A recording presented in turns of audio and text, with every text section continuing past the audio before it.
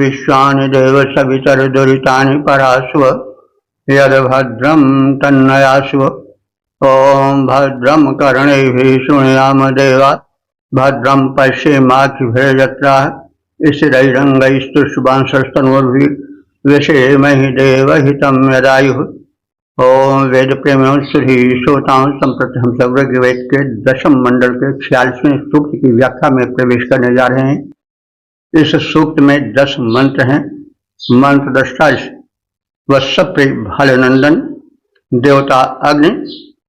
इस सूक्त के प्रथम मंत्र का शीर्षक है संरक्षण की याचना।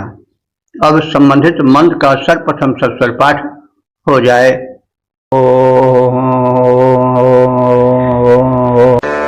त्रहोता जातो महान्नभोविन्द्रषद्वासे तदपापस्थे दधिर्योधाय सदैवजांसि जन्तावसो निविधते तनोपाः। इस प्रथम मंत्र में अग्निदेव की व्यापकता और उनसे धन धान्य प्राप्ति की कामना की गई है। यह निषिद्धा उपस्थित, यह माने जो निषिद्धा माने मनुष्यों में उपस्थित माने स्थित है। तो जो अग्नि मनुष्यों में ताप बनकर यानी टेम्परेचर बनकर स्थित है और यह विद्युत अंतरिक्ष या अग्नि अंतरिक्ष विद्युत रूप में स्थित है। महान नभोवित, वह महान अंतरिक्ष की ज्ञाता है। होता जाता वही अग्नि होम निष्पादक बनकर यज्ञ वेदी में स्थित है और वही अग्नि हम सबका कल्याण करे। यह दधि धाई जो यज्ञ वेदी में स्थापित है, सह वही विधते ते कर्मनिष्ठ तेरे लिए हे उपासक वयांसी अन्नों को वसूनी संपत्तियों को जनता माने प्रदायक बने यानी उनको प्रदान करे। वही अग्नि तनुपा तन का रक्षक बने, क्योंकि शरीर में जब अग्नि तत्व पर्याप्त मात्रा में संतुलित मात्रा में रहता है तो जठरांग बनकर अन्न को विधिवत पचाता है और जो धातुएं हैं उनके मेटाबॉलिज्म प्रक्रिया को करता है, यानी एक धातु को दूसरे धातु में भेजकर उसको पचाता है। रक्त से रक्त बनाता है, रक्त से मांस बनाता है, मांस से अस्थि बनाता है, अस्थि से मज्जा और फिर वीर्य आदि तथा तन में कांति आदि को लाता है। ये सब क्रिया जो है इसी को मेटाबॉलिज्म कहा जाता है। अंग्रेजी में चयापचय इसी को कहते हैं। हिंदी में इस प्रकार से यह अग्नि तन का रक्षक है। तनुपा तन शरीर का रक्षक बनकर हम सबकी रक्षा करे, धन धान्य अन्न को प्रदान करे। जो अग्नि मनुष्यों में जठराग्नि और तन ताप अर्थात टेम्परेचर बनकर रहता है, अंतरिक्ष में जो अग्नि मेघों के मध्य विद्युत बनकर रहता है, वही यज्ञाग्नि यज्ञवेदी में जलता है, हव्य ग्रहण करता है।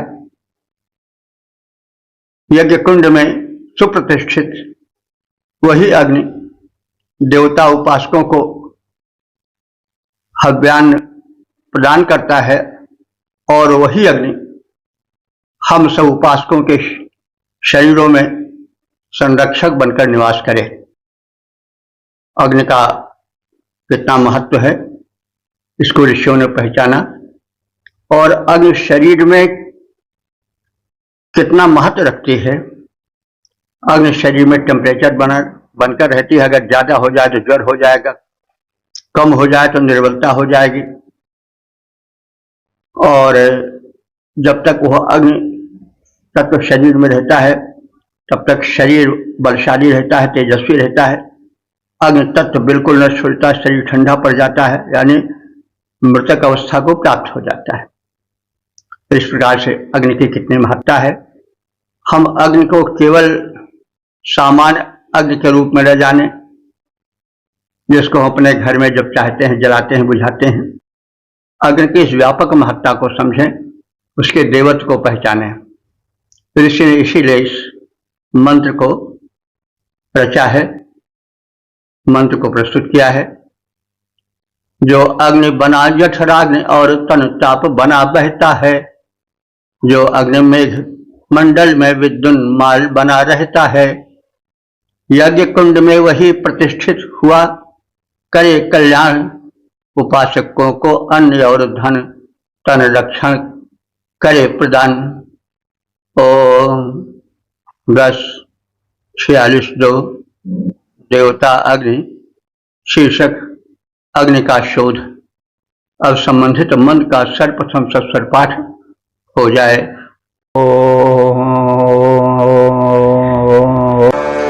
इमं विधन्तो अपां सधस्थे पशन्न नष्टं पदैरनुग्मन् गुहा च दन्दमशिदोदमोऽभिरिच्छन्दो धीरा भृगवो विन्दन्। इस दूसरे मंत्र में एक अन्वेषण पूर्ण कृत्य का कथन। अग्नि मनुष्य का प्रथम चमत्कारिक अन्वेषण।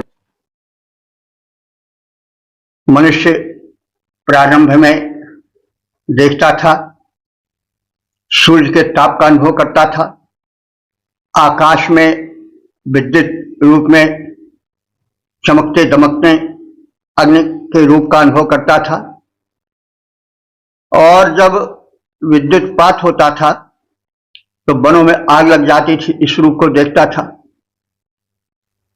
तो इन सब को देखने वाला मनुष्य किस प्रकार से उस अग्नि को अपने घर में लाया, उसको सुरक्षित किया और एक बहुत बड़ी सफलता, एक बहुत बड़ा अन्वेषण किया। देखिए, ऋषि तो त्रिकालदर्शी थे, वे कहीं लाखों में एक थे, लेकिन सामान्य मनुष्य तो उसी स्थिति में था जिसको हम सभ्यता का प्रारंभिक काल कह सकते हैं। वो काल ऐसा था कि हिंसक पशु वन में विचरण करते थे, सिंह व्याघ्र। मनुष्य उनसे छिप कर रहता था, भयभीत रहता था। अग्नि के उस रूप का सामान्य ने अनुभव किया कि जब अग्नि प्रज्वलित रहती है तो हिंसक पशु उसके निकट नहीं जाते। इसलिए मनुष्यों ने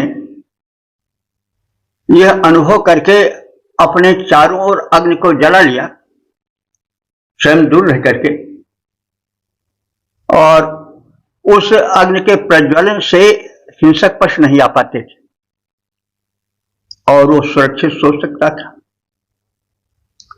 तो यह प्रारंभिक स्थिति थी सामान्य मानव के हेतु, और उसी की अभिव्यक्ति इस मंत्र में मंत्र दृष्टा ऋषि कर रहा है। इमम अपाम सधस्थे विधंतम। इमम माने इस, अपाम माने जल में, यानी मेघों में, उनके मध्य स्थित अग्नि का अनुभव महान ऋषियों ने किया। यह अनुभव किया कि यह अग्नि है,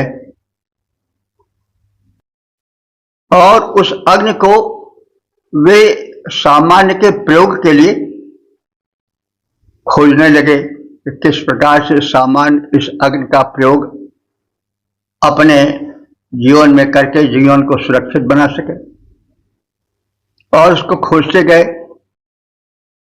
अन्वेषण करते गए।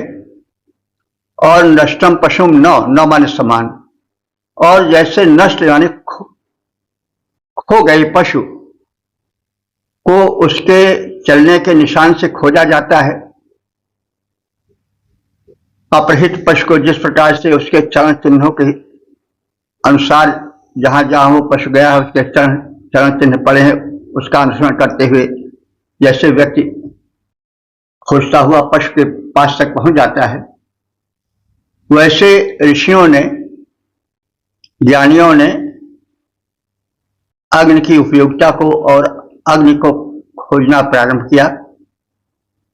और उस गुहा चरंतम गुफा में यानी रहस्यमय रूप में विद्यमान अग्नि को खोज ही लिया, जैसे कोई पशु को खोज ले जो किसी गुफा में चला गया हो। तो देखो, अग्नि की खोज एक बहुत बड़ी खोज थी प्रारंभिक काल में। जब मनुष्य अपने प्रारंभिक स्थिति में था, उसने अपने खुले नेत्रों से प्रकृति को देखा और उससे कुछ खोजना चाहा, कुछ पाना चाहा। तो अग्नि उसी रूप में प्रथम उसके दृष्टि में आई, विद्युतपात हुआ, वन में आग लग गई। उस आग के अंश को लेकर उसने अपने घर में जहां रहता था जिस रूप में अग्नि को स्थापित किया, साथ ही साथ उसने अग्नि में जले हुए पशुओं के मांस को भी देखा, क्योंकि सब पशु नहीं भाग पाए। तमाम पशु ऐसे हुए जो उस दावाग्नि में जल गए। तो उन जले हुए पशुओं के मांस में उसने एक विशिष्ट स्वाद देखा। कच्चे मांस को खाने में तो स्वाद नहीं आता, जैसे कच्चे अन्न के खाने में स्वाद नहीं आता है, तो उस स्वाद को भी उसने अनुभव किया। और इस प्रकार से सुरक्षा में और पके हुए खाद्य पदार्थ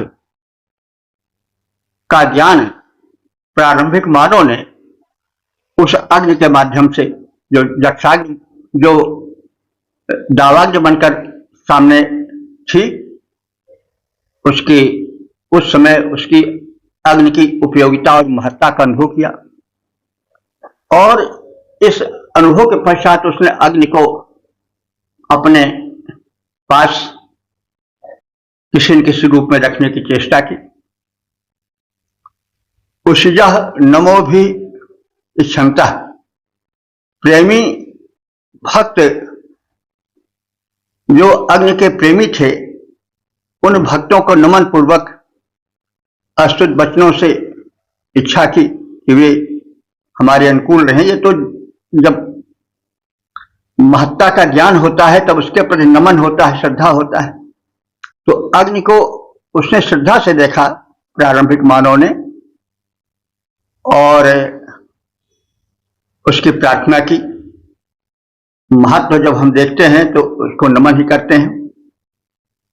और इसके पश्चात फिर आगे एक कदम उठा, और धीरा भृगवा, धीरा माने बुद्धिमान, धी से धीर बना है।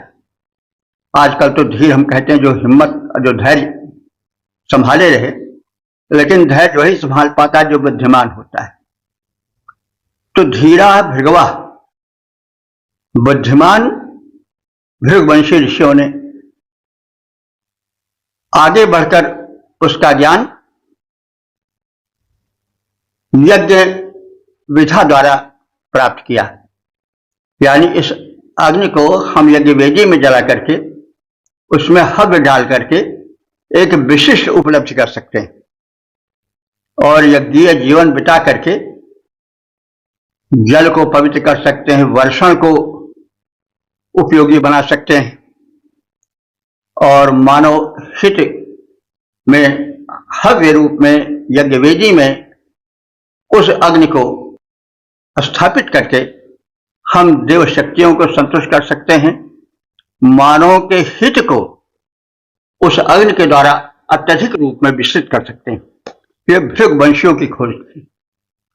तो अग्नि का यज्ञ रूप में उपयोगी बनाना भृगवंशी ऋषियों का कृत्य था। तो संकेत में सारी बातें मंत्र में कह दी गई हैं। तो इसको समझिए कि किस प्रकार से मानव ने प्रगति करते करते अग्नि का उपयोगी रूप जाना। यह एक ऐतिहासिक तथ्य जो झांक रहा है इस मंत्र से।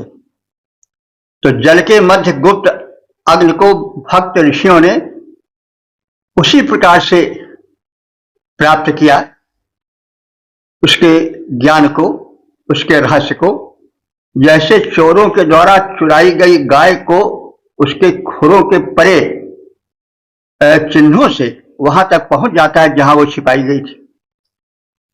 उसी प्रकार से जो नभस मेघों में विद्युत थी, उसके रहस्य को धीरे धीरे ऋषियों ने, अन्वेषकों ने जानना प्रारंभ किया और उसकी उपयोगिता को खोज लिया। अनुसंधानरत तपस्वी ज्ञानी भृगवंशियों ने स्तुति करते करते यज्ञीय उपयोग को अग्नि देवता के जाना और उसको यज्ञ वेदी में स्थापित कर यज्ञीय रूप दिया, जिससे मानवों का अत्यधिक कल्याण हुआ। पदचिन्ह रेख कर अपहृत, पदचिन्ह रेख कर अपहृत पशुओं को खोज लिया जाता, जैसे ऋषियों ने जल में गुप्त अग्नि को खोज निकाला है, वैसे गूढ़ अग्नि को भृगवंशी ऋषि जो ज्ञानी अन्वेषक महान स्तोत्र माध्यम से पावक ने स्तोत्र माध्यम से पावक वे खोज निकाले ज्ञानवान, फिर उसका यज्ञों में उपयोग किए वे ज्ञानी महान। और 10:46-3 देवता अग्नि शीर्षक अग्नि की महत्ता।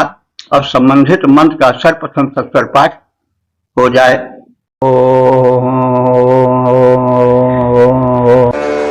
मंत्रो भौर्यविन्दलिच्छन् वै भवसा वर्धन्यज्ञायाः सशेवृतो जात आहर्म्येषणाभिरजुवा भवति रोचनस्य।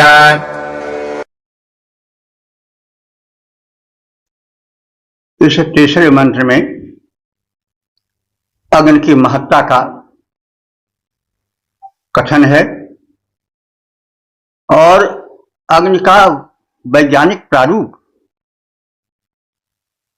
उसके मर्म को, उसके रहस्य को समझ करके कैसे अन्वेषण की परंपरा आगे बढ़ी, इसका कथन है। इस अग्नि को मानवीय उपयोग के इच्छुक जनहित हेतु सर्वप्रथम विभु वसु के पुत्र त्रित नामक ऋषि थे। उन्होंने मानवीय उपयोगिता के लिए उस वन में स्थित अग्नि को, जो कि भूमंडल पर नवमंडल से आई विद्युताज के माध्यम से और जिसका मूल रूप आकाश में द्युलोक में सूर्य के रूप में था, उसको यज्ञस्थल में विधिवत स्थापित करने का शोध कार्य विधिवत जो हुआ वो त्रित नामक ऋषि के द्वारा हुआ। तो यह जो है वो शोध का कथन, शोधपूर्ण कृत्य का सांकेतिक प्रारूप इस मंत्र में मिलता है।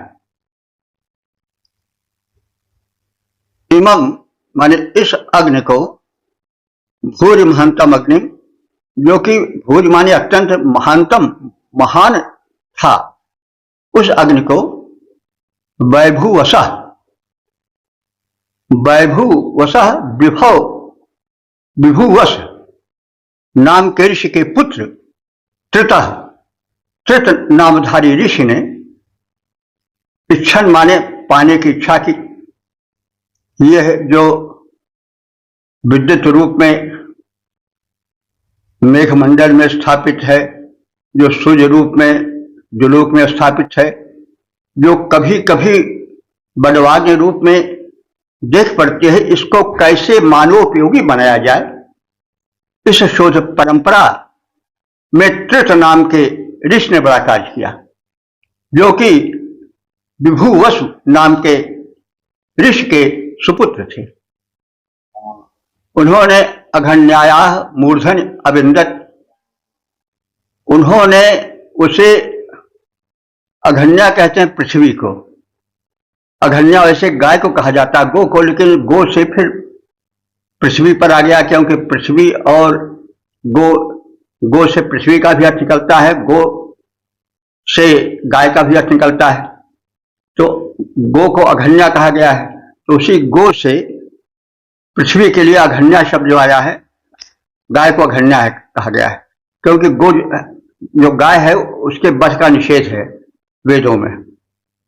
तो अघन्या मूर्धन अविंदत, उससे अघन्या माने भूमि पर पाया कि यह भूमि पर भी अग्नि दिखाई पड़ती है, किस रूप में, दावान नल रूप में। अब ये सब शोध की परंपरा है, विचार की परंपरा। अग्नि आई कहां से? विद्युत बनकर मेघमंडल में जो छाई थी, जो अग्नि छाया था, वह आया और भूमि पर आया। भूमि पर दिखाई कैसे पड़ा? वह दावानल के रूप में दिखाई पड़ा। फिर उसका कैसे उपयोग किया जाए, आदि आदि विचार उठने लगे, और इसमें त्रित नाम के एक ऋषि ने बड़ा कार्य किया। और फिर उसको हर्मेश माने घरों में, हर्म शब्द है, हर्म कहते हैं घर को, महल को। देखिए ये शब्द हरम के रूप में फारसी में सुनाई पड़ता है, उसी अर्थ में, और लुढ़कते लुढ़कते अंग्रेजी में यह होम के रूप में देखा जा सकता है। तो वैदिक संस्कृत से ही सारे शब्द निकल करके लुढ़कते लुढ़कते अपना रूप धारण किए हैं, लेकिन वे अपने आदि रूप में पहचान मिल जाते हैं। तो हरमेशु माने घरों में, हर्म कहते हैं घर को, वही हरम बना फारसी में, और होम बन गया अंग्रेजी में। तो हरमेशु घरों में कैसे इसका उपयोग हो, घरों में भी प्रकाश के लिए आवश्यकता होती है, दीपक आदि रूप में, और फिर दीपक में कैसे हो, फिर तेल आदि का आविष्कार हुआ, खोजा मनुष्यों ने। मनुष्य की बुद्धि जो है वो जिज्ञासु होती है, वो चुपचाप बैठ नहीं जाती है। पशु जो है वो गया और प्यास लगी, पानी पीकर लौट आए, लेकिन मनुष्य ने अपनी तृषा तो बुझाई ही, लेकिन यह जल कहां से आ रहा है, कैसे आ रहा है, कहां जा रहा है, इसलिए उसने यात्रा किया पहाड़ तक, समुद्र तक। यही अंतर है मनुष्य में और पशु में। पशु ने क्या किया, किसी पशु को मारा, हिरण को, और उसके बाद मांस खाकर अपनी भूख मिटा ली, बस उसके बाद गया फिर सोने लगा। लेकिन मनुष्य ने पशु को, हिरणाज को मारा, उसने अपनी भूख तो शांति की, लेकिन उसके चमड़े से उसने ढोल आज बनाया, तबला बनाया, और फिर वादन कला सीखी। तो यही अंतर है मनुष्य में और पशु में। मनुष्य जो है अन्वेषी होता है, यह क्यों है, कैसे है, curiosity is the mother of invention. तो जिज्ञासा ही जो है वो शोध की माता है। यही हम देख सकते हैं, यही तथ्य झलकता हुआ हम देख सकते हैं मंत्रों में। तो फिर हरमेश माने घरों में वह अग्नि कैसे उपयुक्त हो, इसके लिए भी विचार हुआ। हर्म आदि ऋषियों ने, यह मतलब त्रित आदि ऋषियों ने यह विचार किया कि इसका उपयोग घरों में कैसे हो। और फिर रोचनस्य माने इस तेजो में अग्नि का उसने उपयोग घरों में किया। और ये अग्नि जो है नाभि भवति, नाभि रूप में, मूल रूप में या केंद्र रूप में द्विलोक में सूर्य रूप में स्थित है, लेकिन उसके माध्यम से अंतरिक्ष में विद्युत रूप में, फिर दावानल रूप में, फिर घर में कैसे लाई जाए, फिर कैसे रक्षा में उसका प्रयोग किया जाए, आदि आदि रूपों में विकास होता रहा मानवता का। तो मानवता के प्रारंभिक विकास का प्रारूप इसमें देखा जा रहा है। फिर वही बढ़ते बढ़ते आज मिसाइल आज के रूप में हो गए, एटम बम के रूप में अग्नि ही तो है। अब मनुष्य बढ़ते बढ़ते बढ़ते बढ़ते अपना कहां बढ़ गया, वही सब चंद्रलोका तक जो बनता है सब मिसाइल या वो सब वही अग्नि का ही तो करिश्मा है। तो मनुष्य की अन्वेषक बुद्धि किस प्रकार से आगे बढ़ती गई और कैसे उसने देखा कि बादलों में बिजली रूप में अग्नि चमक रही है, फिर वो आकर जंगलों में गिरी, एक आग बन गई, जंगलों में काठों खाने लगी। फिर मनुष्य ने सोचा कैसे और हो, तो वो फिर यज्ञवेदी पर आई, फिर घरों में आई, दीपक बनकर लहराई। इस प्रकार से एक विकास का जो स्वरूप है वो संकेत रूप में इन मंत्रों में देखा जा सकता है। तो महान अग्नि देवता के पाने के इच्छुक विभुवश नाम के ऋषि के पुत्र त्रित नामक ऋषि ने उन्हें भूमि पर उपयोग के रूप में लाने का प्रबंधन किया, चिंतन किया। सुख प्रदायक अग्नि यजमानों के द्वारा यज्ञ स्थल में लाई गई, यज्ञ क्रिया प्रारंभ हुई। यह अग्निदेव तेजो में स्वर्ग लोक के नाभि रूप में, केंद्र रूप में जो है वो सूर्याज के रूप में स्थित हैं। और फिर गृह आदि में अग्नि का उपयोग किया गया भिन्न भिन्न रूपों में। तो इस मंत्र में एक अग्नि का स्वरूप और उसका विकास है, साथ साथ सभ्यता के प्रारंभिक रूप का विकास भी इस मंत्र में झलकता प्रतीत होता है। अग्निदेव को त्रित नामक ऋषि भू पर पाए, यजमानों से गए यज्ञ भू पर प्रकटाए। अग्नि देवता तेजो में शुचि स्वर्ग लोक के अभिरूप हैं, वे सुखदायक अग्नि प्रजा में यथा भू पर वे भूप हैं। ओम 10:46 देवता अग्नि शीर्षक देवों में प्रधान अग्निदेव। अब संबंधित मन का सर्वप्रथम तत्पर पाठ हो जाए। मन्त्रम् होदारमुषितो नमोऽभ्यः प्राञ्चैर्यद्दन्नेतारमध्वराणाम् विशामगृण्वन्नरतिम् पावकम् हौदवाहम् दधतो मानुषेषो। इस चौथे मंत्र में अग्नि देव के वैशिष्ट का, उनकी महत्ता का यज्ञीय प्रयोग में विशेष रूप से देखा गया है। और ऋतुजों ने, यज्ञ कर्म संपन्न करने वाले पुरोधाओं ने अग्नि की महत्ता को, उसके उपयोग को समझा, उसकी वैज्ञानिकता को जाना। और उषजा माने अभिलाषी, और अग्नि के प्रयोग के और उसके लाभ ज्ञान के अभिलाषी। ऋतुजा माने याजकों ने, यज्ञ कराने वालों ने। मंद्रम माने सुख कर, आनंद कर, उस अग्नि के महत्व को समझा। और होतारम माने होताओं को, अग्नि कर्म यानी यज्ञ कर्म के संपादकों को। अध्वराणाम यज्ञों के, अरतिम पावकम हव्यवाहम सदा यज्ञ में उपस्थित शोधक, पावक माने शोधक, पवित्र करने वाले, अग्नि पवित्र करते हैं। और हव्यवाहम माने हव्य को, हवनीय द्रव्य को देवताओं तक, देव शक्तियों तक ले जाने वाले अग्नि को मानुषेषु दशतः, मनुष्यों में श्रेष्ठ, विषाम माने प्रजाओं में उनके अधिपति स्वामी अग्नि का नमो भी माने नमस्कारों द्वारा अथवा अन्नों द्वारा, नमो भी नमस्कार भी होता है, नमो माने अन्न भी होता है।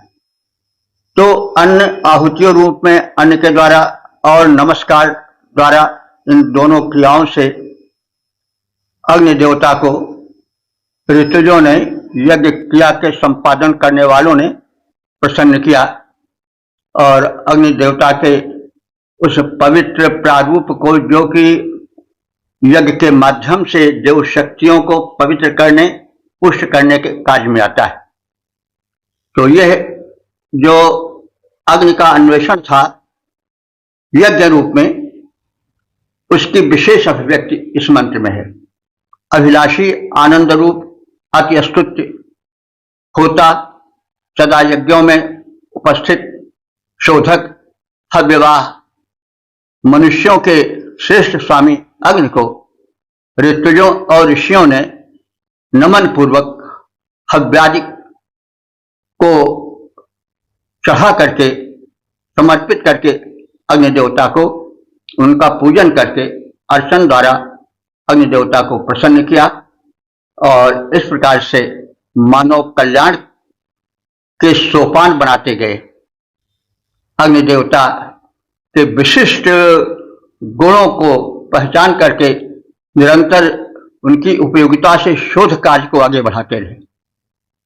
आनंद रूप अस्तित्व सदा यज्ञों में रहते विद्यमान वे हव्यवाह स्वामी वरेण्य, पावन करता होता महान, अभिलाषी ऋत्विक वृंदों ने पूजन वंदन का कर विधान कर लिया प्रसन्न उन अग्निदेव को, जो हैं देवों में प्रधान। यहाँ पर उनका दैवी रूप विशेष रूप से प्रकाशित किया गया है, क्योंकि जब हम अध्यात्म में प्रवेश करते हैं तो जो विशेष सामान्य रूप से जड़ देखा जाता है, उसमें चैतन्यता का, देवत्व का प्रवेश हो जाता है।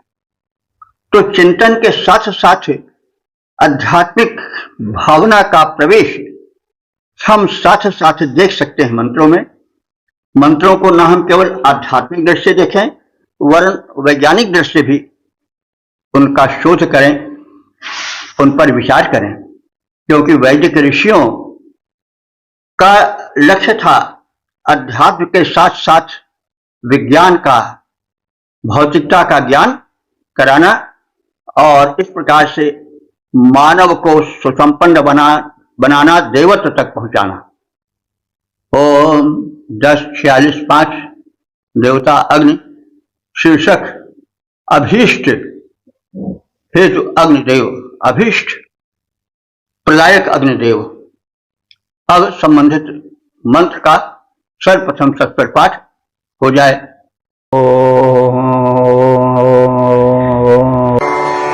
प्रभोर्जयन्तम् महाम् विबोधाम् भोरा अमोरम् पुरान् धर्माणम् नयन्तो गर्भम् वनान् धियन्धरहिरिष्म शृण्णार्वाणन्धनर्चम्।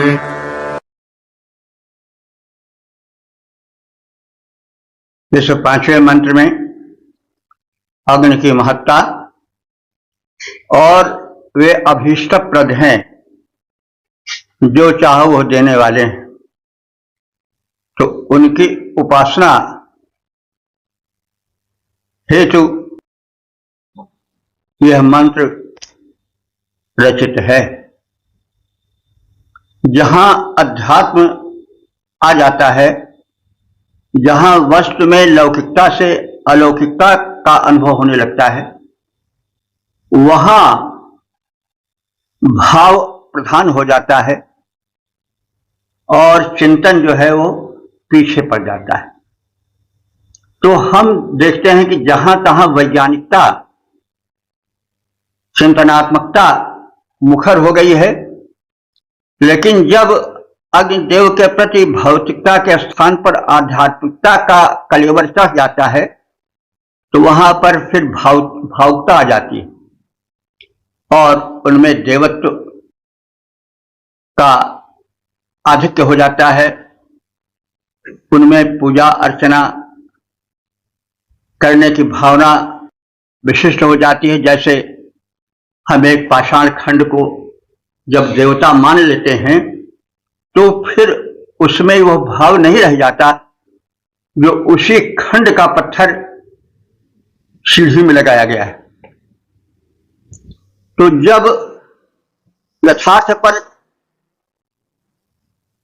भावुकता का, अध्यात्म का रंग चढ़ जाता है तो प्रारूप बदल जाता है। तब कथन में अलौकिकता और आध्यात्मिकता आ जाती है। तो दो रूप है, एक यथार्थ और एक आदर्श। तो जब काव्यमयता आ जाती है तो उसमें यथार्थ पीछे पड़ जाता है और आदर्श आगे आ जाता है। जब वैज्ञानिक चिंतन होता है तो उसमें केवल यथार्थ रहता है, उसमें केवल वस्तु के वास्तविक प्रारूप का दर्शन होता है। लेकिन जब आध्यात्मिकता आ जाती है, भक्ति भावना आ जाती है तो उसका प्रारूप बदल जाता है। तो इस दृष्टिकोण को देखकर हमें वेदों के अर्थ में प्रवेश करना होगा। तो अस्तोतारा, अस्तुतकर्ताओं को संबोधित करके कहा जा रहा है कि हे अस्तुतकर्ताओं, तुम ऐसे अग्नि की उपासना करो जो शत्रुंजय हैं, शत्रुओं पर विजय पाने वाले हैं, महिमा मंडित हैं और जो अज्ञान अंधकार को हटाने वाले हैं, जो दुष्टों की पुरियों को, नगरों को ध्वंस कर देने वाले हैं, जलाकर खाक कर देने वाले हैं, लेकिन जो अरण्य के गर्भ में रहते हैं छिपे हुए। अरण्य वो काष्ठ है जिसको रगड़ने से अग्नि प्रकट हो जाते हैं। तो अग्नि के प्रकट होने में अरण्य को ढूंढना यह भी आविष्कार है। तो उसको कह रहा है कि ऐसे अग्नि जो सब कुछ स्वाहा कर देते हैं वो अरण्य के गर्भ में रहते हैं। बढ़ते बढ़ते माचिस में आगे अग्निदेव जेब में रखे रहो, फट से जल जाते हैं। लेकिन यह भी एक आविष्कार का क्रम है। वे अग्नि जो बड़वाग्नि बने जला रहे थे, वे शोध के रूप में अरण्य में पाए गए। शोध हुआ भाई तो लोगों ने देखा कि अरण्य नाम के काष्ठ में वो अग्नि सामान्य या कुछ अधिक घर्षण से उत्पन्न हो जाते हैं, इसलिए उनको अरण्य गर्भ कहा गया है।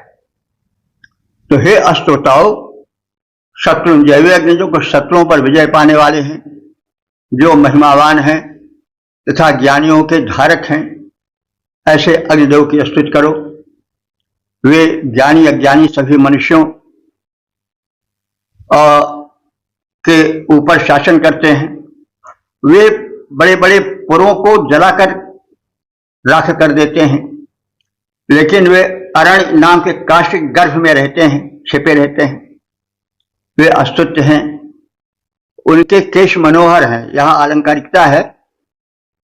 वे जो लपटें उठती हैं वही उनके केश हैं और उसके बाद उसमें कुछ कालापन भी रहता, धुआं भी उठता है, तो वो सब केश उनका माना जाएगा।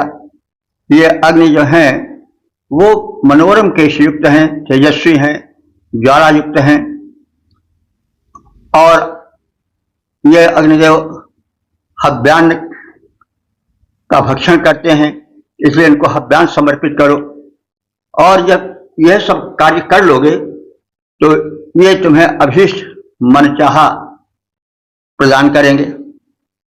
जो शत्रुंजय, महिमा मंडित, ज्ञानी, धारक कहलाते हैं, जो अग्निदेव शत्रुंजय, महिमा मंडित, ज्ञानी, धारक कहलाते हैं, उनके पूजन के योग्य बनो। हे भक्तों, तथ्य बताते हैं। ज्ञानी अज्ञानी सभी लोग पूजा में चित्त लगाते हैं, उन अग्निदेव को हव्य समर्पित कर अभीष्ट सब पाते हैं। ओम 10:46 देवता अग्नि, शीर्षक देव प्रिय अग्निदेव। अब संबंधित मंत्र का सर्वप्रथम सस्वर पाठ हो जाए। नृपस्त्या सत्रतस्तभोजन् परिवेतो जानो सेददन्तः ततः संग्रभ्य विषान्दमो नाभिधर्मणा यन्त्रैरेजतेन्द्रान्।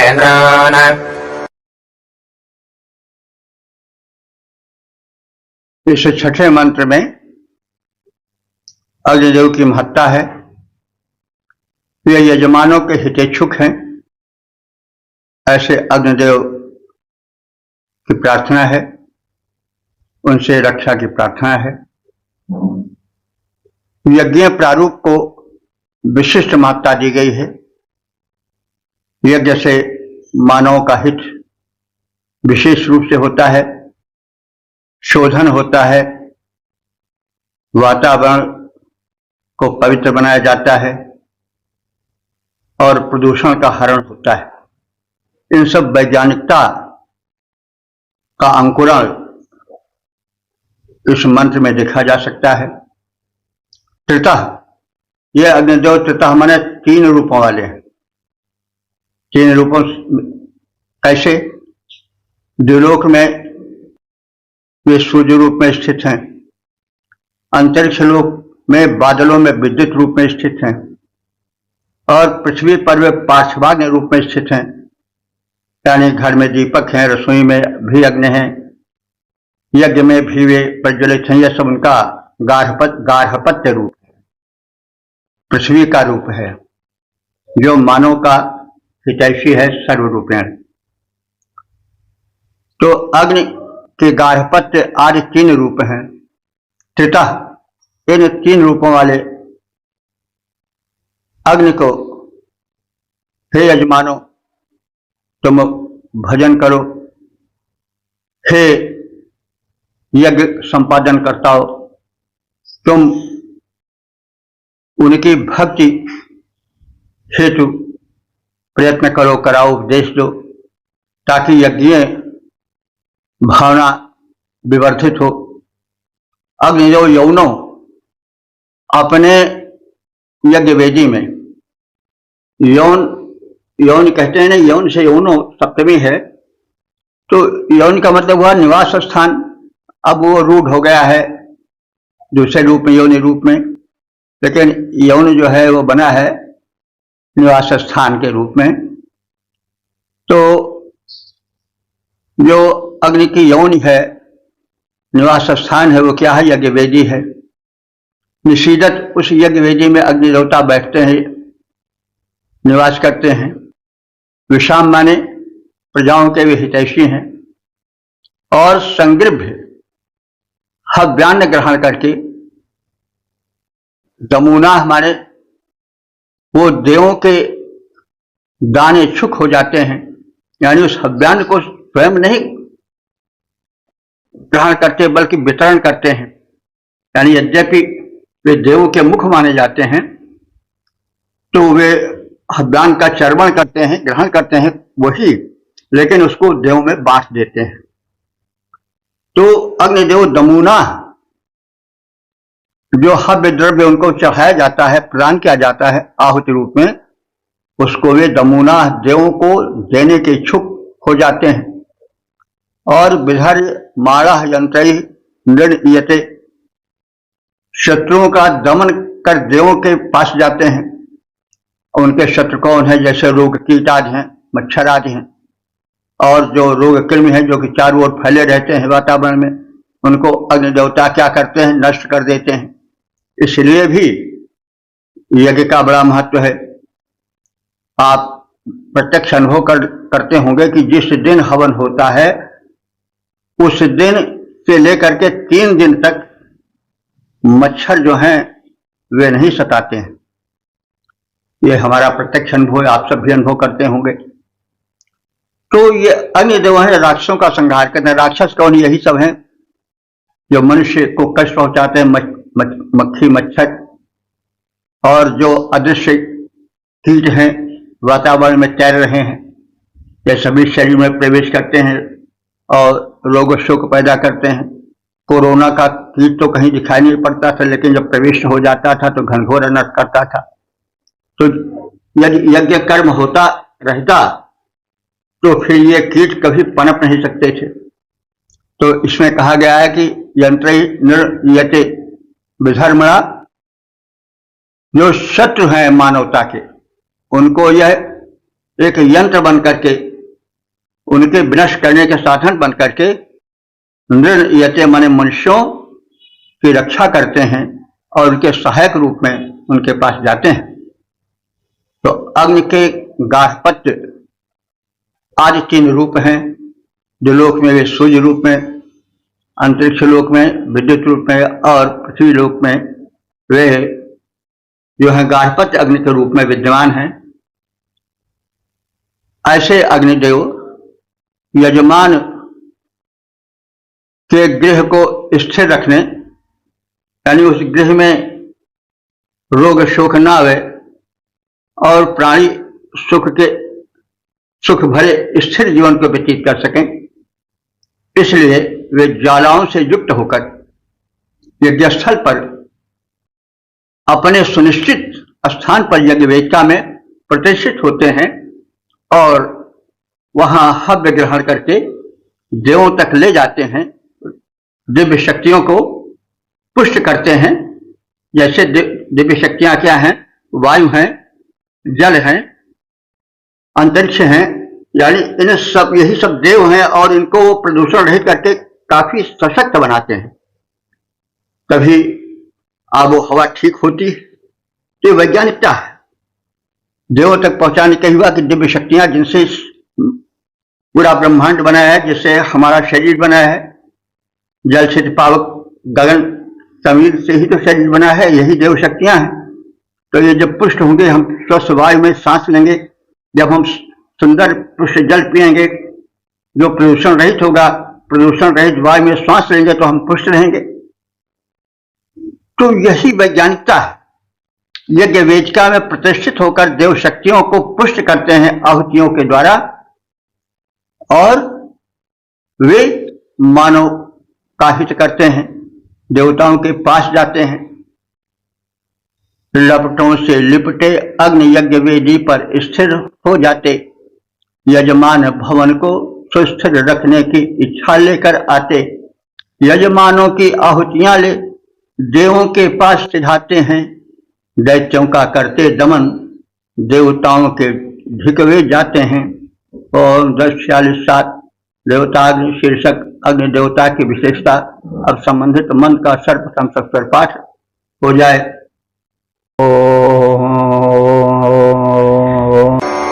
अस्याजरासोदमा भरित्रा अर्चध्वो मासो अग्नजः पावकाः श्वेतेतजश्वात्रासो भुरण्यवो वनरषदो वाजवो न सोमाः।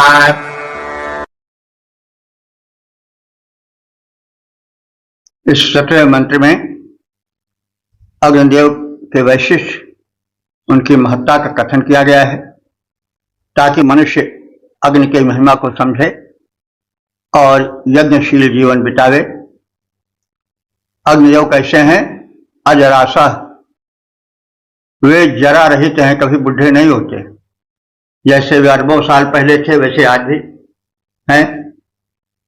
तो वे इसलिए अजर हैं। अजरासा माने जरा रहित रहने वाले हैं। अरित्राह, वे अरि से त्रा माने त्रास देने वाले हैं, शत्रुओं से रक्षा करने वाले हैं। जो कीट आज हम सबके शत्रु हैं, कोरोना आज सब कीट ही तो हैं, लेकिन उनके आगे किसी की नहीं चलती। तो ऐसे कीटों से वे रक्षा करने वाले हैं। अरित्रा, वे हमारे शत्रु हैं और तो माने रक्षा करने वाले हैं। अर्चद, और कैसे हैं? अर्चनीय हैं, पूजनीय हैं। और कैसे हैं? धूमासा, धूम युक्त ज्वाला वाले हैं, यानी अग्निदेव के साथ धूम रहता है और ज्वाला भी रहती है। पावका, वे पवित्र करने वाले हैं। शिविति चय, वे निर्मल हैं, उनमें दोष नहीं है, विमल है। शवत्रासा, और कैसे हैं? क्षिप्र धर्मी, क्षिप्र माने शीघ्र ही कार्य निपटा देने वाले हैं। और कैसे हैं? भुरण्डवाह, भरण पोषण करने वाले हैं। और कैसे हैं? वनः सदा, वन में रहने वाले। तो वन माने जल भी होता है, वन माने जंगल भी होता है। तो जंगल में पेड़ों में रहते हैं, जावा के रूप में विचरण करते हैं। और वन माने अगर हम जल लें तो जल में विद्युत रूप में, मेघों में भरे जल में विद्युत रूप में रहने वाले हैं। वायवा न सोमा, सोम रस के समान वे शीघ्र फलदायक हैं। वायवा माने शीघ्र फल देने वाले। कैसे? सोमा न सोम रस के समान वे तत्काल फल देने वाले हैं। तो अग्निदेव जो हैं वो जरा रहित हैं, शत्रुओं के दमन करता है, वंदनीय हैं, अभिनंदनीय हैं, धूमयुक्त ज्वाला वाले हैं, शोधक हैं, विमल हैं, क्षिप्रधर्मी, शीघ्र ही हित करने वाले हैं, भरण पोषणशील हैं, वन में रहने वाले हैं और सोम रस के समान शीघ्र फलदायक हैं।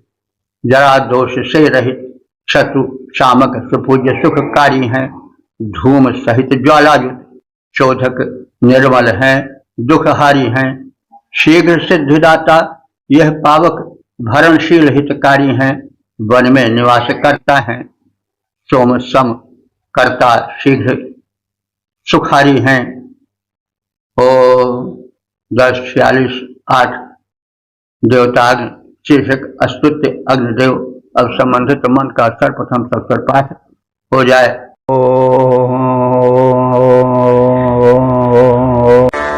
प्रजह्वजा भरते वेपा अग्निः प्रभजना निचेतसा पृथिव्याः समाजपश्वजयन्तम् पावकम् मन्त्रम् होतारन्दधिरेजज्येष्ठाम्।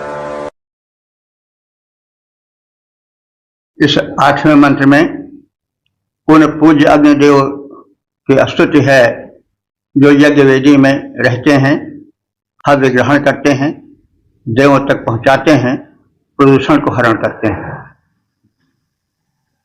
जिह्वा, अपने ज्वाला रूपी जिह्वा द्वारा जो अग्निदेव वेपः प्रभरते माने कर्म को धारण करते हैं, अर्थात अपने अग्नि धर्म को पवित्रता करने वाले, रक्षण करने वाले, प्रदूषण करने वाले, देव शक्तियों को मनुष्यों के यज्ञ के भाग को पहुंचाने वाले, जो कुछ अर्पित किया जाता है उसको देवाचन में लगाने वाले, ये अग्निदेव हैं। तो जो अग्निदेव ज्वाला जिह्वा द्वारा अपने सुकर्मों का निर्वाह करते हैं, अपने सुकर्मों का निर्वाह करने का मतलब हुआ कि देव शक्तियों तक हव्यान्न पहुंचाना, तो उसका वह निर्वहन करते हैं। तो जिह्वा, ज्वाला जिह्वा द्वारा जो अग्निदेव वेपः प्रभरते अपने कर्म का निर्वाह करते हैं, पृथिव्याः माने पृथ्वी के हेतु, वयुनानि माने स्तोत्रों को ग्रहण कर प्रसन्न होते हैं, चेतसा प्रभरते माने अनुग्रह पूर्वक उन स्तोत्रों को, उन स्तुति मंत्रों को सुनते हैं और धारण करते हैं। आयवः माने जो गतिशील मनुष्य का हित करते हैं, शुचियंतम जो देदीप्यमान है, ऐसे पावक माने शोधक अग्नि को हम सब नमन करते हैं। मंद्रम जो अस्तुत्य, होतारम माने होम निष्पादक, अजुष्टम माने यजनीय, दशरे माने धारण करते हैं। यानी जो अग्नि होता तथा यजनीय अग्नि को प्रतिष्ठित करते हैं, यानी अग्नि होता भी है। होता यों है कि होता कहते हैं जो आहुतियों को पहुंचावे, वो होता है। तो होतारम रत्न धातमम, पहले ऋग्वेद के पहले मंत्र में ही कहा गया है कि अग्निदेव जो है वो होता है। तो होता मतलब हुआ कि जो यज्ञ भाग को देवताओं तक पहुंचावे, तो वे अग्निदेव होता भी हैं, होम निष्पादक हैं और यजिष्ठ हैं माने यजनीय हैं, पूजनीय हैं, अभिनंदनीय हैं, दधे और मानव हित को, लोकहित को धारण करते हैं। जो अग्निदेव ज्वाला जिह्वा द्वारा अपने सुकर्मों का यज्ञ भाग को ग्रहण, यज्ञ के भाग को, यज्ञ में जो आहुति आदि होती है उसकी उपयोगिता को, उसकी महत्ता को धारण कर अपने में उसे समेट कर देवों तक पहुंचाने वाले हैं। इस प्रकार से अपने जो होता कर्म है, जो सत्कर्म है, उसका निर्वाह करने वाले हैं। जो पृथ्वी के रक्षण के लिए अनुग्रह पूर्वक अस्तुतकर्ताओं के मंत्रों को धारण करते हैं, उसका श्रवण करते हैं, श्रवण करके प्रसन्न होते हैं और मानव हित में लग जाते हैं। जो प्रगतिशील हैं, मानव उसी तेजस्वी और शोधक, अस्तुत्य, होता रूप तथा यजनीय, पूजनीय, अभिनंदनीय अग्नि देव को अपने यज्ञ वेदी में प्रतिष्ठित करते हैं, उनकी उपासना करते हैं, उसकी वंदना करते हैं, उसको प्रज्वलित रखते हैं, आहुति कर्म का पूर्ण संपादन करते हैं। करता है सत्कर्म वहन जो ज्वाला जिह्वा के द्वारा, जो अग्निदेव करता है सत्कर्म वहन जो ज्वाला जिह्वा के द्वारा भू संरक्षण हेतु ग्रहण करता स्तोत्रों के सारा, भूरक्षण हेतु ग्रहण करता स्तोत्रों को जो है सारा, उसी अग्नि को प्रगतिशील मानव देता है सदा मान। शोधक पूज्य वही पावक हैं, होता तेजस्वी महान। ओ 10:46 देवता अग्नि शीर्षक अग्नि की महत्ता। अब संबंधित मंत्र का सर्वप्रथम सत्वर पाठ हो जाए।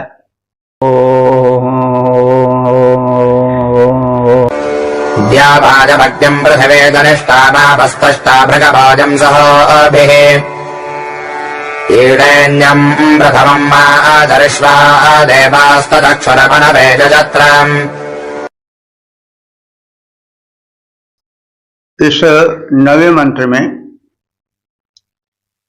मानव हित में अग्नि का किस प्रकार से उपयोग हुआ, इसके शोध की झलक देखी जा सकती है। यम अग्निम, जिस अग्नि को द्यावा पृथ्वी यानी द्विलोक और पृथ्वी लोक ने जनिष्ठा माने उत्पन्न किया, यानी यह अग्नि जो हम पृथ्वी पर देख रहे हैं, यह द्विलोक और भूलोक के द्वारा मानव लोक में प्रतिष्ठित हुई, माने मनुष्यों के मध्य में प्रतिष्ठित हुई। जनिष्ठा माने उत्पन्न हुई। आपह माने जल में यह अग्नि रहती है, इसका भी शोध कार्य हुआ। अग्नि आकाश में छाए बादलों में विद्युत रूप में रहती है, वो अग्नि है, उसका भी शोध किया लोगों ने। मातरिश्वा माने वायु, वायु देवों ने वायु देवता माने गए हैं, उन्होंने और ईडेन्यम अस्तुत्र यजत्रम यज्ञ आदि कर्म करने वाले ऋषियों ने, मनवे माने मनुष्य के हित के लिए, ततक्षु माने इन अग्नि को जो हम प्रत्यक्ष प्रयोग में देख रहे हैं, जो यज्ञ वेदी में यज्ञाग्नि बनकर प्रज्वलित हैं, आहुतियों को दिव्य शक्तियों तक पहुंचा रहे हैं, और जो भिन्न भिन्न रूप में पार्थिव अग्नि हैं, घर में दीपक बनकर, रसोई में भी अग्नि बनकर, और यज्ञवेदी में यज्ञाग्नि बनकर जो भूलोक में स्थित हैं, वे सब शोध के फलस्वरूप प्रकट हुए हैं, देखे जा रहे हैं। तो यह वही अग्नि है जिसको द्यावा पृथ्वी ने उत्पन्न किया, अर्थात जो आकाश से आई और पृथ्वी में योगदेव आकाश से आए, लेकिन पृथ्वी पर छाए दावा ज्ञात रूप में। उसको शोध रूप में लोगों ने गार्हपत्य यज्ञ बना लिया। अपने घर में भिन्न भिन्न रूपों में उसे प्रतिष्ठित किया। त्वष्टा देव ने जिसे जल में खोज निकाला, त्वष्टा देव ने यह संकेत किया, यह बुद्धि दिया, यह ज्ञान दिया कि यह जो है विद्युत रूप में जलों में भी निवास करने वाली है, यह भी अग्नि ही है। यह त्वष्टा देव, त्वष्टा कहते हैं निर्माता, सृष्टि के निर्माता जो देव हैं, उन्होंने ऐसी प्रेरणा भरी मनुष्यों में वो शोधात्मक प्रवृत्ति जगाई कि जल में भी यह अग्नि रहते हैं। और आज जल विद्युत योजना चल रही है, सब विकास का परिणाम है। तो त्वष्टा देव की प्रेरणा से जल निवासी विद्युत अग्नि के विषय में उसके उपयोग को खोज निकाला मनुष्यों ने। मातरिश्वा कहते हैं वायु देवता ने भी यज्ञ कर्म करने में सहायता की और उन्होंने भी यज्ञ कर्म में, यज्ञ के प्रयोग में अपना यथोचित योगदान किया। यह वही अग्नि है जो द्यावा पृथ्वी ने जिसको उत्पन्न किया। यह वही अग्नि है द्यावा पृथ्वी ने जिनको उत्पन्न किया। भृगुओं ने अस्तुति द्वारा, त्वष्टा ने जल से हैं और ये जल में रहने वाले हैं विद्युत रूप में, यह ज्ञान दिया। वायु तथा अन्य देवों ने मिलकर कुछ ऐसा पुरुषार्थ किया कि मानव इस अग्नि के विविध रूपों को मानवता के हित में लगाया और आज इन अग्निदेव की कृपा से मानव कितना आगे बढ़ गया है। तो ये सब संकेत इस मंत्र में किया गया है। यह वही अग्नि है जिसको द्यावा पृथ्वी ने उत्पन्न किया, भृगवंशियों ने जिसे स्तुति आज से पाया, यानी भक्ति पूर्वक चिंतन द्वारा जिसे पाया। त्वष्टा देव ने जिसे जल में से खोज निकाला, विद्युत रूप में जिसका ज्ञान दिया। मातरिश्वा वायु और अन्य देवों ने मनुष्यों के यज्ञ करने के लिए जिसे बनाया, यानी मातरिश्वा वायु आदि और अन्य सहायकों ने यह संकेत किया कि इनका याज्ञिक उपयोग भी किया जा सकता है और देव शक्तियों को प्रदूषण से बचाया जा सकता है। इसका एक बहुत बड़ा याज्ञिक उपयोग है। ये क्रमशः ज्ञान हुआ देव शक्तियों द्वारा मनुष्यों को, यह कथित है। यह वही अग्नि है द्यावा पृथ्वी ने जिसको उत्पन्न किया। भृगुओं ने अस्तुत से, त्वष्टा ने जल से है जन्म दिया। वायु अन्य देवों ने मिलकर कुछ ऐसा पुरुषार्थ किया, मानव के यज्ञार्थ विनिर्मित किया, यज्ञ को जन्म दिया।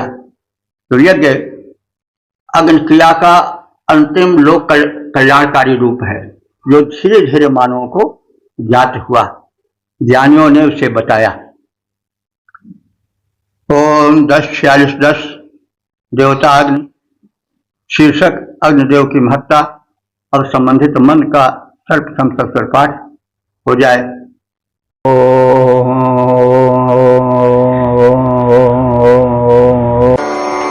यन्त्वा देवादधिरेहौ जवाहम् परस्पृहावानुशासो जजत्राम् सजावन्नग्नेस्तवदेव जोधाः प्रदे भजन् यशसः संहिपोर्वेः।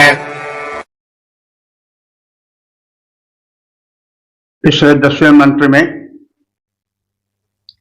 अग्निदेव की अनुकंपा, उनके लौकिक और अलौकिक कृत्यों का, रूपों का कथन और वातावरण को पवित्र करने का अस्तुत कर्म कथित है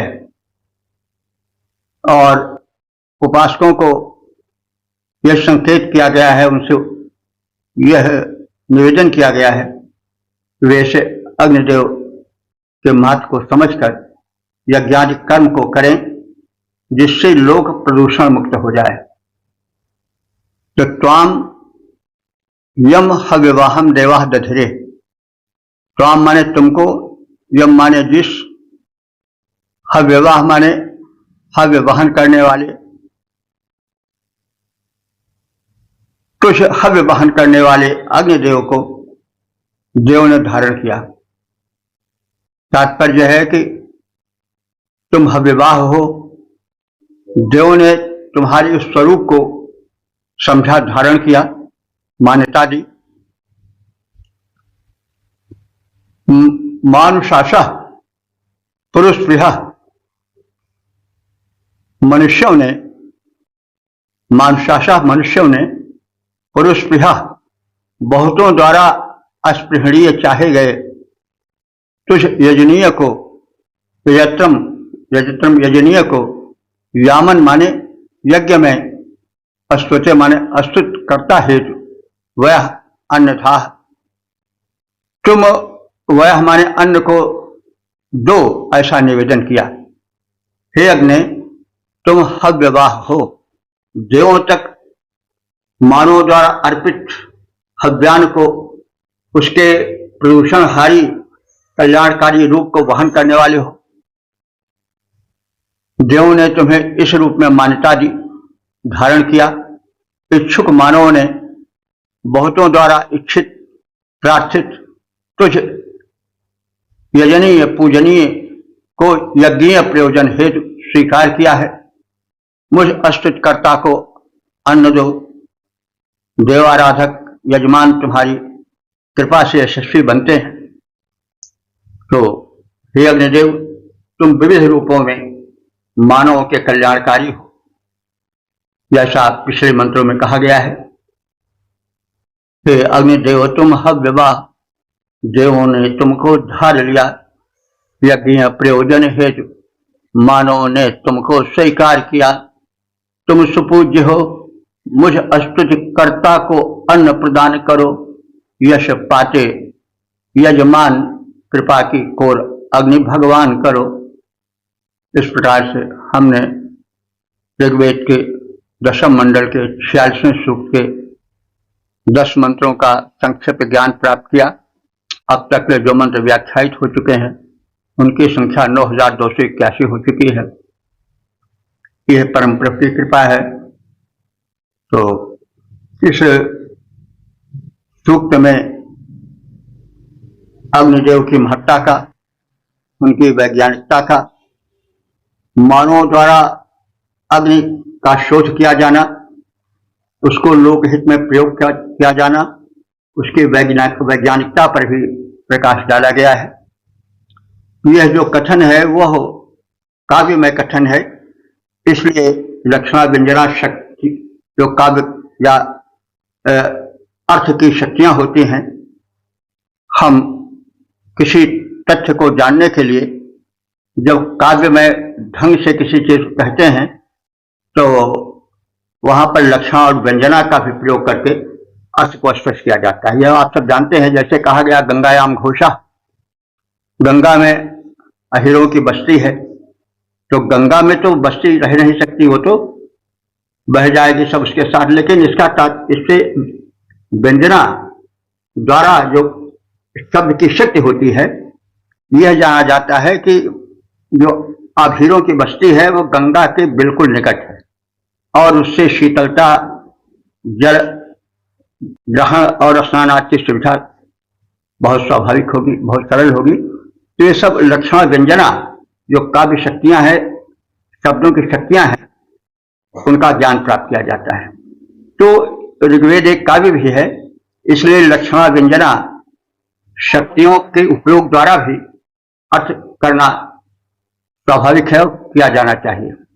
तो इसलिए हम इस सूक्त में देखे हैं कि जो आकाशीय अग्नि है, यानी द्युलोक में सूर्य रूप में अंतरिक्ष में विद्युत रूप में, उसके द्वारा किस प्रकार से पृथ्वी पर अग्नि का आगमन हुआ और वो किस प्रकार से भूमंडल पर आई, विद्युतपात हुआ, उससे जंगलों में आग लगी, उस अग्नि को मानवों ने समझा, अपने सुरक्षा में उसका उपयोग किया और फिर उसके द्वारा किस प्रकार से अन्न आदि को, मांस आदि को भून करके स्वादिष्ट बनाया जा सकता है और रक्षा आदि की अनेक बातों, अनेक वस्तुओं का ज्ञान मानव ने प्राप्त किया। फिर उसका और आगे बढ़ करके जो ज्ञान हुआ वो यज्ञ ज्ञान हुआ, वेदी में स्थापित करके शुभ और स्वास्थ्यकर, हितकर अन्नों की आहुति डाल करके, घृताज की आहुति डाल करके उसके द्वारा हम किस प्रकार से वातावरण को पवित्र कर सकते हैं, किस प्रकार से वातावरण प्रदूषण को दूर कर सकते हैं, किस प्रकार से स्वास्थ्य, सुख और सौविध्य और सात्विकता का प्रसार कर सकते हैं, शक्ति को किस प्रकार से प्रवृत्त कर सकते हैं, इन सब बातों को भी लक्षणा, व्यंजना आदि शब्द शक्तियों के माध्यम से जाना जा सकता है। हमने थोड़ा सा प्रयत्न किया और आप और अधिक प्रयत्न करें। यदि कहीं किसी को शंका हो तो प्रश्न कर सकते हैं, लेकिन शंका निवारण के लिए हो तो इस निवेदन के साथ कि वेदांत का प्रचार प्रसार हो। यह मानव संस्कृति का प्रथम चिंतन है जिसका सौभाग्य भारत को मिला, तो यह हमारी ठाठी है, इसका हम प्रचार प्रसार करें। लोगों में कुछ दुर्भावनाएं आ गई हैं, अज्ञानवश या हठवश वे वेद को एक ब्राह्मण संस्कृत मान करके बैठे हुए हैं और कि वेदों में तो मतलब ब्राह्मणेतर जातियों को ठुकराया गया है। ये सब भ्रम जो है वे सब निवारण किए जाने चाहिए। वेद मंत्रों में तो मानव मात्र के कल्याण की बात कही गई है, फिर एक देश में किसी को ठुकराने की बात कैसे कही जा सकती है? तो वेद अर्थ को सुस्पष्ट करके, उसका प्रचार प्रसार करके, उसके मूल भाव को, उसमें छिपी वैज्ञानिकता को, उसमें छिपे चिंतन को, अध्यात्म को और भौतिक ज्ञान को प्रचारित प्रसारित करके हम सब एक महान कृत्य करें। इसके लिए हम बार बार निवेदन करते हैं। ओम सर्वे भवन्तु सुखिनः, सर्वे सन्तु निरामयाः, सर्वे भद्राणि पश्यन्तु, मा कश्चित् दुःख भाग् भवेत्।